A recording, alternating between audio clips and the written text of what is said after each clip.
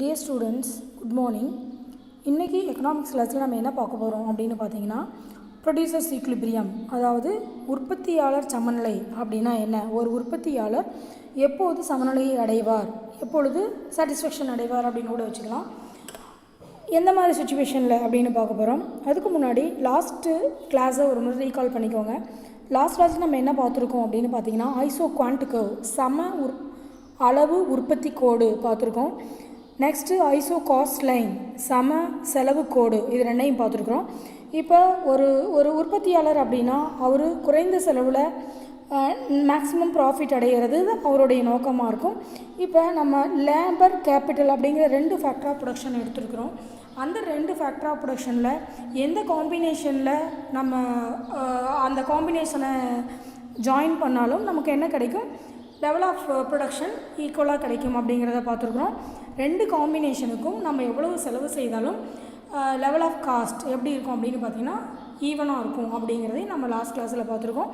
அதுதான் iso quant curve. Next iso cost line அப்படிங்கிறத பார்த்துருக்கோம்.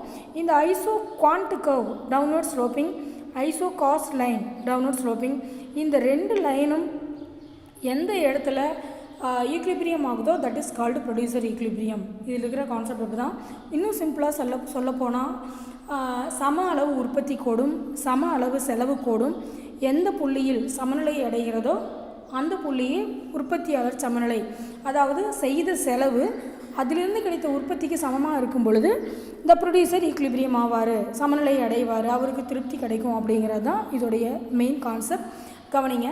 Producer equilibrium implies the situation where producer maximize his output. அவருடைய main motive என்னன்னு பார்த்தீங்கன்னா maximize his output. It is also known as optimum combination of the factor of production.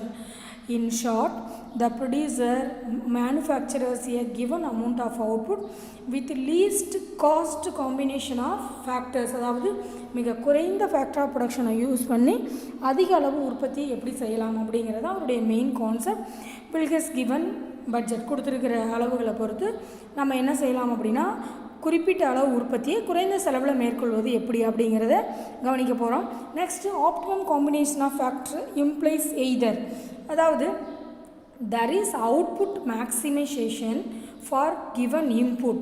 கொடுக்கப்பட்டுள்ள இன்புட்டை வச்சுக்கிட்டு நம்ம அவுட்புட்டை எப்படி மேக்ஸிமைஸ் பண்ணணும் அப்படிங்கிறத பார்க்கணும். Next there is cost maximisation for the given output, அதாவது குறைந்த செலவில் குறிப்பிட்ட உற்பத்தியை எப்படி அடையிறது. அதாவது ஃபஸ்ட்டு ஒன் என்ன அப்படின்னா குறிப்பிட்ட அளவு உள்ளீடுகளை பயன்படுத்தி அதிகபட்ச உற்பத்தியை அடையணும். அடுத்தது என்னென்னு பார்த்தீங்கன்னா குறைந்த செலவில் குறிப்பிட்ட உற்பத்தியை எப்படி அடையிறது. நல்லா பார்த்தீங்கன்னா குறைந்த செலவில் உற்பத்தி அடையணும், குறைந்த உள்ளீடுகளை பயன்படுத்தியும் நம்ம அதிக அளவு உற்பத்தி அடையணும் அப்படிங்கிறது இதோடைய main. Next conditions for producers ஈக்லிபிரியமோட கண்டிஷன் என்ன அப்படின்னு பார்த்தீங்கன்னா the cost line, the isocost line must be tangent to isoquant line, அதாவது சம செலவு கோடு சம உற்பத்தி கோட்டை என்ன பண்ணணும் அப்படின்னு பார்த்தீங்கன்னா டேஞ்சன்ட் பண்ணணும். அப்படின்னா என்னென்னா சம அளவு செலவு கோடு சம அளவு உற்பத்தி கோட்டிற்கு தொடுகோடாக அமைய வேண்டும். அதை எந்த இடத்துல சம அளவு செலவு கோட்டை சம அளவு உற்பத்தி கோடு தொட்டு செல்கிறதோ அந்த இடம் ப்ரொடியூசர்ஸ் ஈக்லிபிரியம் அப்படின்னு சொல்கிறோம். நெக்ஸ்ட்டு செகண்ட் ஒன் என்னன்னு பார்த்தீங்கன்னா at the point of tangent, அந்த தொட்டு செல்லக்கூடிய அந்த பாயிண்டில் isoquant curve must be convex to the origin or MRTS must be convex to the origin. அது வரைக்கும் மட்டும் நீங்கள் படித்தா கூட போதும். இதெல்லாம் நெக்ஸ்ட் கிளாஸில் பார்க்கலாம். Must tangent to the convex to the origin, அதாவது நீங்கள் டயக்ராமாக பாருங்கள். இதில் அதாவது ஐசோ காஸ்ட் லைன் எது, ஐசோ குவாண்ட் லைன் எதுன்னு நீங்கள் தெரிஞ்சுக்கணும். இந்த லைன் ஐசோ குவாண்ட் லைன் சம அளவு உற்பத்தி வளைகோடு. இந்த ப்ளூ ஆகட்டும் க்ரீன் ஆகட்டும் பிளாக் எல்லோ இது எல்லாமே ஐசோ காஸ்ட் லைன். இப்போ 2 லைனும் உங்களுக்கு புரிஞ்சிருக்கும். நீங்கள் பார்த்தீங்கன்னா நிறைய ஐசோ காஸ்ட் லைன் இருக்குது, நிறைய செலவுகளாக இருக்குது, மேலே செலவுகளாக இருக்குது. இதில் எந்த அளவில், அதாவது எந்த இடத்துல ஐசோ குவாண்ட்டும் ஐசோ காஸ்ட்டும் ஈக்லிபிரியம் ஆகுது அப்படின்னு கவனிக்கிறோம். பாருங்கள், ஈங்கிற பாயிண்டில் ஈக்லிபிரியம் ஆகுது. அந்த ஈங்கிற பாயிண்டில் ON units of capital OM units of labour. இந்த அளவு லேபரை வச்சு இவ்வளவு கேபிட்டலை வச்சு, அதாவது ON அளவு கேபிட்டல் லெவல், OM அளவு லேபர் லெவல், இவங்கள வச்சுக்கிட்டு நம்மளுடைய செலவும் நம்மளுடைய உற்பத்தியும் ஈங்கிற பாயிண்டில் ஈக்குலிபிரியம் ஆகும். அப்போ இந்த ஈங்கிற பாயிண்ட் தான் என்ன அப்படின்னா ப்ரொடியூசர்ஸ் ஈக்குலிபிரியம் அப்படின்னு சொல்லி, உற்பத்தியாளர் அந்த ஈங்கிற பாயிண்டில் சமநிலை அடைகிறார். அவருடைய செலவும் குறைந்திருக்கு, அவருடைய உற்பத்தியும் அதிகமாகிருக்கு அப்படின்னு அர்த்தம். So this is called producers equilibrium, உற்பத்தியாளர் சமநிலை அப்படின்னு சொல்கிறோம். நெக்ஸ்ட்டு காப்-டக்லஸ் ப்ரொடக்ஷன் ஃபங்க்ஷன் அப்படின்னா என்ன? Very simple. காப்-டக்லஸ் அப்படிங்கிறவங்க இவங்க ரெண்டு பேரும் தனித்தனி எக்கனாமிஸ்ட். அதாவது W. Cobb and Paul H. Douglas அப்படிங்கிறவங்க ரெண்டு பேருமே எக்கனாமிஸ்ட். கவனிங்க, the Cobb Douglas production function was developed by Charles W. Cobb and Paul H.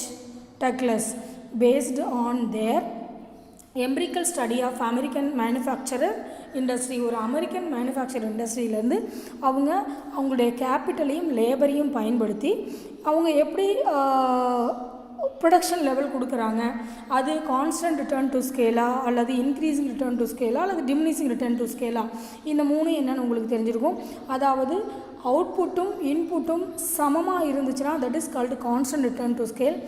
அவுட்புட்டை விட இன்புட், அதாவது இன்புட்டை விட அவுட்புட் அதிகமாக இருந்துச்சுன்னா, அதாவது உள்ளீடுகளை விட வெளியீடு அதிகமாக இருந்துச்சு அப்படின்னா that is called increasing return to scale. உள்ளீடுகளை விட வெளியீடு குறைவாக இருந்துச்சுன்னா that is called diminishing return to scale. அதுதான் இங்கே சொல்லியிருக்கோம். இதை ஒரு அமெரிக்கன் மேனுஃபேக்சரிங் இண்டஸ்ட்ரியில் இவங்க என்ன பண்ணுறாங்கன்னா அனலைஸ் பண்ணி நமக்கு ஒரு ஃபார்முலா கொடுக்குறாங்க. That formula is Q is equal to AL power alpha K power beta. அதாவது Q அப்படிங்கிறது அவுட்புட்டோட லெவல், ஏங்கிறது பாசிட்டிவ் கான்ஸ்டன்ட், கேங்கிறது கேபிட்டல் நமக்கு தெரியும், எல்லுங்கிறது labour, alpha and beta are positive fraction, அதாவது நேர்மறை பின்னம் அப்படின்னு சொல்லியிருக்காங்க.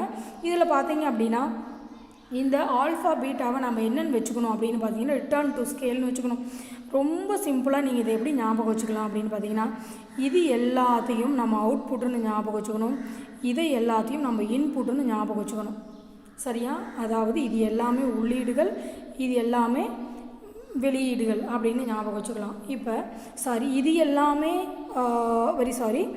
இது எல்லாமே வெளியீடுகள், இது எல்லாமே இன்புட்ஸ், எல்லாமே உள்ளீடுகள் அப்படிங்கிறத ஞாபகம் வச்சுக்கணும். அது அவுட்புட்னா வெளியீடு, இன்புட்னா உள்ளீடுகள், இதை ஞாபகம் வச்சுக்கணும்.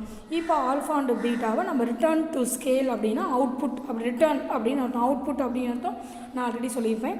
இப்போ பார்த்தீங்கன்னா alpha plus beta is equal to 1 அப்படின்னா என்னென்னா அவுட்புட்டும் இன்புட்டும் எப்படி இருக்குது அப்படின்னு பார்த்தீங்கன்னா ஈக்குவலாக இருக்குது. இன்னும் எப்படி கண்டுபிடிக்கலாம் அப்படின்னு கவனிங்க, மறுபடியும் ஒரு முறை கவனிங்க. அதாவது இதை ஆல்ஃபா அண்டு பீட்டா அதாவது ஈக்குவல் டு 1 அப்படின்னு இருந்துச்சுன்னா constant return to scale.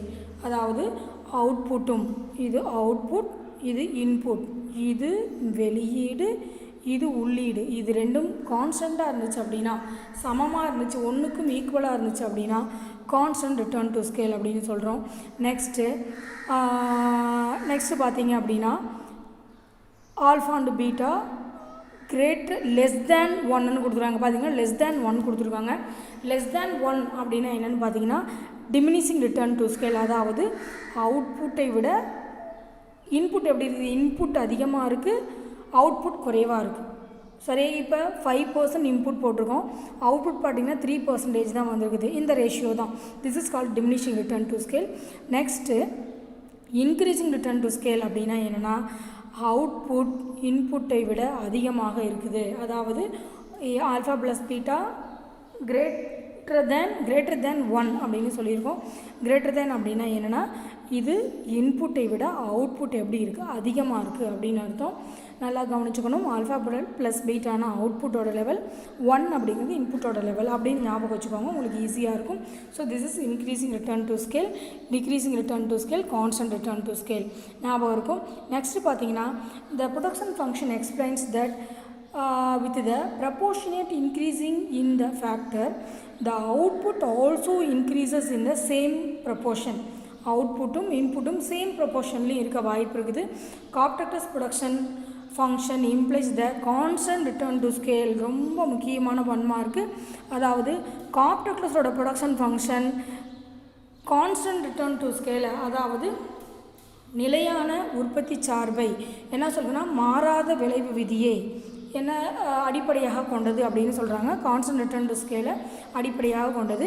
Next Cobb Douglas production function considered only 2 factor. எதை சொல்கிறாங்கன்னா 2 ஃபேக்டர். எதை சொல்கிறாங்க? Capital and labour. இது ரெண்டை மட்டும்தான் அனலைஸ் பண்ணியிருக்கிறோம். Next Cobb Douglas production function is a specific standard equation applied to